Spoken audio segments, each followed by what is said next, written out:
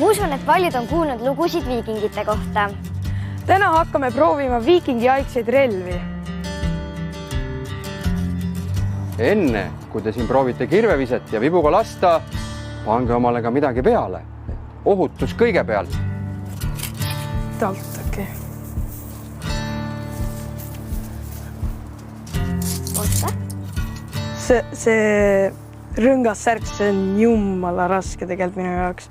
Suhtesid raske, ma ei saa aru. Ja ma lohutan sind, see on kõige kergem rõngas särk, teised olid kõik raskemad. Kui palju see rõngas särk kaalub? Ainult 9,6 kilogrammi, muidu oli keskmiselt 12 ja rohkem. Tundub küll rohkem. Kas see siis rõngas särk kaitseb, kui keegi mingi mõõgaga lööb või midagi? Jah, mõõga, torgete ja lõigete eest ta kaitseb, aga vibunoole ja hammu noolte eest enam mitte. Ei no, mina tegelikult ka arvasin, et kiiver on palju kergem, et peas on see päris raske. Et peas tundub see palju raskem kui käes, et päris harjumatu. Ma ei tea, kuidas need viikingid said kogu selle varustusega ratsutada või noh, kõik. Nad ei ratsutanud ju, või ratsutasid? Ratsutasid ka. Okay. Ja ma lohutan siin, see kiiver ei ole isegi mitte 2, vaid vähemalt 3 korda kergem, kui oli originaalkiiver. Ja. Et minul on lastud siin Sepal siis teha selline autentne Eesti kirves, et huntamas muster peal. Et siis päris paljudel Eesti kirvest oli huntamas muster peal. Miks viikingid kirveid viskasid? Vaata, sellega nüüd on selline lugu, et viikingid ei visanudki kirveid. See on tänapäeva meelelahutus, mille mõtlesid välja Kanada metsamehed, kui nendel oli igav puhkehetkedel. Et kirves oli piisavalt kallis relv, seda ei viska keegi ära. See võis juhtuda väga meeleheitlikus olukorras ja võib-olla ka sellise olukorras, kus oled suhteliselt kindel, et sa saad oma relvaga tagasi. Te olete mõlemad paremakäelised, jah? Jah. Väga hea.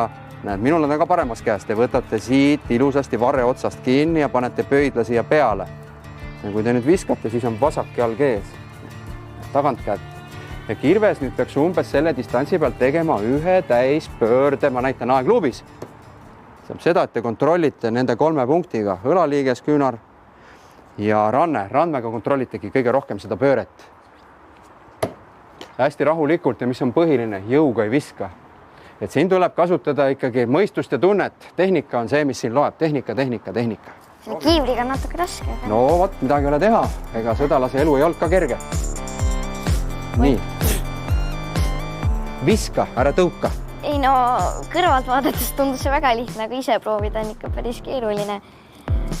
Oota. Nii, juba palju parem. Nii, kusjuures see oleks pea kinni jäänud, kui poleks mööda lennanud.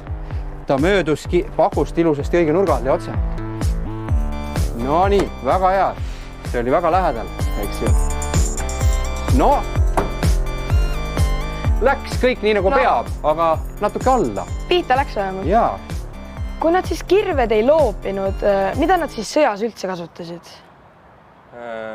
Kirves oli ka võitlemiseks, ehk siis kuna mõõk oli eelviikingaajal ja viikingaja alguses väga kallis relv, siis põhiliseks käsirelvaks oligi kirves, ehk siis eesti keeles tapper ja odad.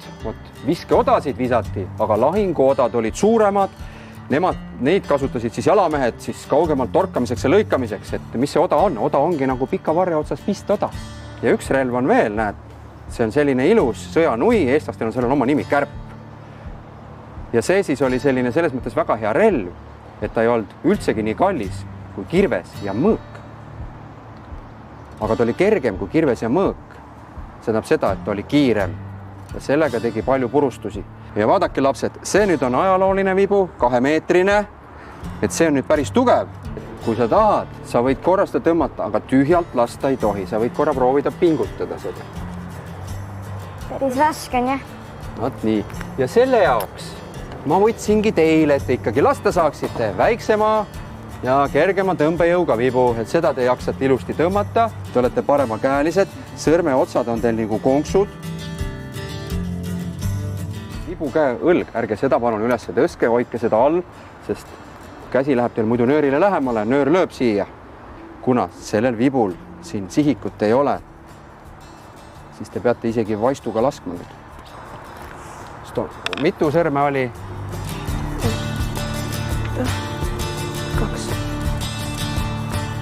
madalamale.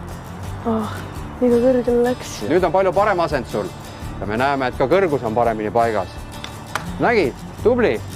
Võtas.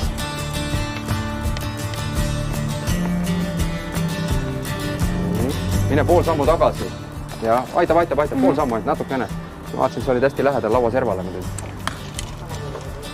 Päris lahe oli. Ma ei arvanud, et ma üldse esimese korra kohta väga hea lask. Vibuga laskmine on küll palju raskem, kui arvata oli. Arvasin, et tuleb mingi kerge lihtsalt kogu aeg piitas ja täppi, aga ei ole üldse nii kerge.